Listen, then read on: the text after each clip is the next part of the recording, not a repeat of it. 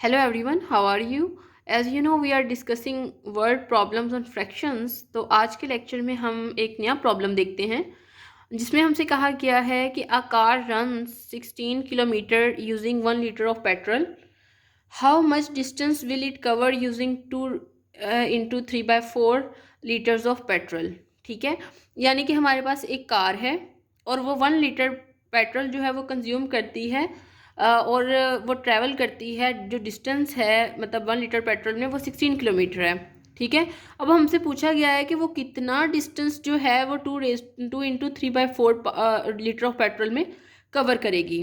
ठीक है, अब देखिए सबसे पहले तो हमारे पास हम यहाँ पे लिख लेते हैं कि इन 1 लीटर ऑफ पेट्रोल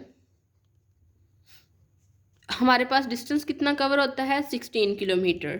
ठीक है, अब हम क्या करते हैं कि हम लिखते हैं 2 इंटू 3/4 लीटर ऑफ पेट्रोल में जो डिस्टेंस है वो कितना कवर होगा।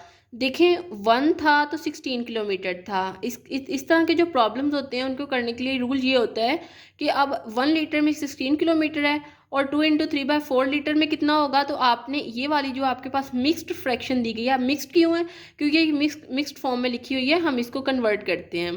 ठीक है, और इस लीटर पेट्रोल में कितना करेगा तो आपने इसको मल्टीप्लाई कर देना है 16 के साथ। ठीक है, यानी कि मैं यहाँ पे लिखूँगी 2 इंटू 3/4 मल्टीप्लाई बाय 16। अब आपको पता है जो मिक्स्ड फ्रैक्शंस होती हैं उनको कन्वर्ट करने के लिए आपने क्या करना होता है, आप 4 को मल्टीप्लाई करते हैं 2 के साथ, 4 2 ज़ा 8, और देन जो कोरस्पॉन्डिंग आंसर आता है इनको मल्टीप्लाई करने से उसको आप ऐड कर देते हैं 3 में। 8 + 3 दैट इज़ इक्वल टू 11, और आपके पास जो डिनोमिनेटर है वो एज इट इज़ रहता है and it is multiplied with 16. Now students, if you cancel these two, then you will get 4 4s are 16 and 11 4s are 44 kilometre.